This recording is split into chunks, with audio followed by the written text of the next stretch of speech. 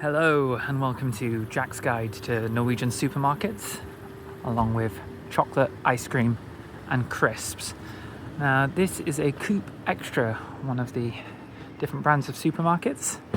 There are several, but I believe I'm correct in saying that they're all owned by two mega corporations. And the only major difference between them is the prices. Now, as I've previously stated in emails, variety and choice in Norwegian supermarkets is pretty limited. This is quite a standard sized supermarket. Most of them are pretty small. You don't get any mega stores or like a Tesco Extra or anything. Occasionally you will come across a bigger store, but what you'll find is that rather than having a wider variety of products, they just have more of the same things in stock. But that's not to say there isn't any variety at all. If we come to the crisps aisle, Norwegian crisps are very, very good. Kim's are absolutely lovely. The paprika kick flavour, very solid. Sorland are also excellent. Unfortunately though, I can't get the salt and vinegar Sorlands from my local supermarket anymore. This is the closest one to me. They used to have them, and now they don't. But if you go in another supermarket, then you might find them. So there is a small element of variety, but the brands that kind of remain the same, remain consistent. So next we'll go on to the biscuits. Norwegian's biscuits are pretty good.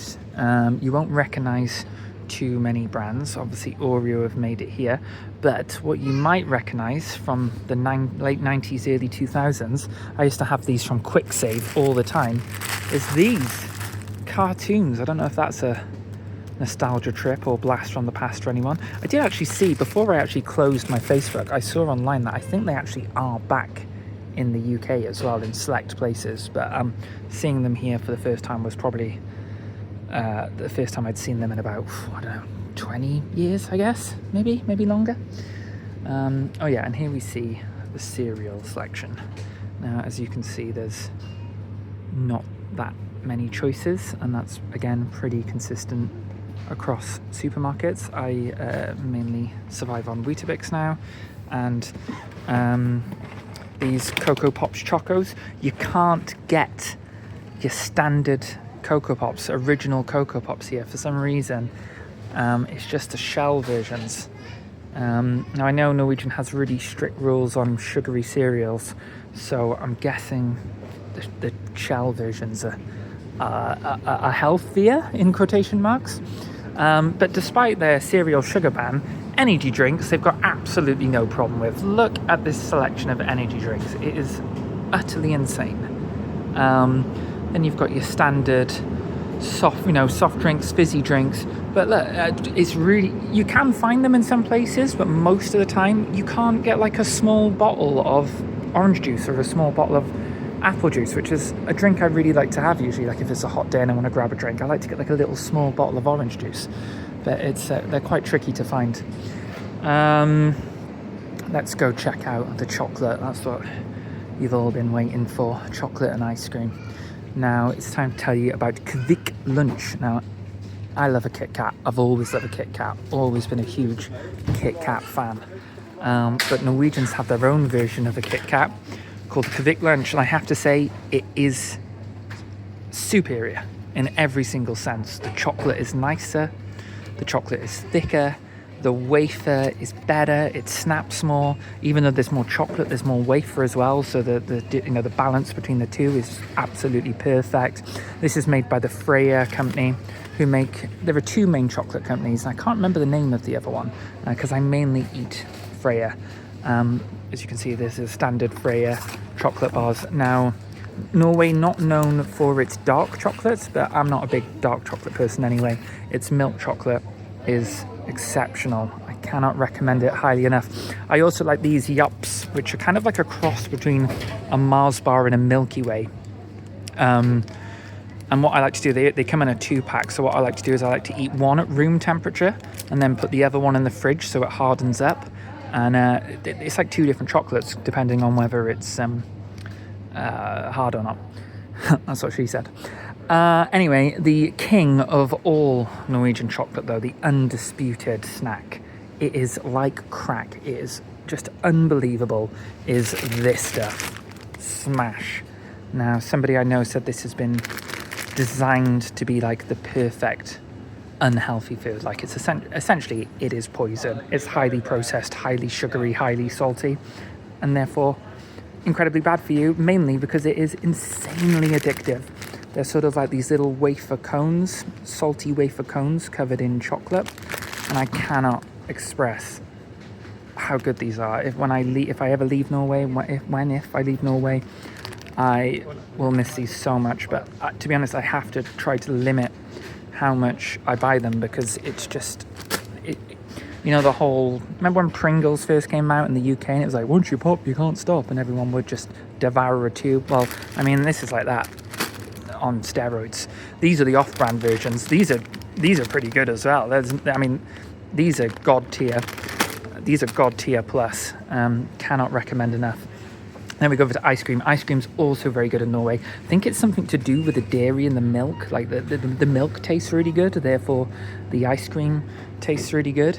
My personal favourite, pretty basic, is these Norwegian mini milks.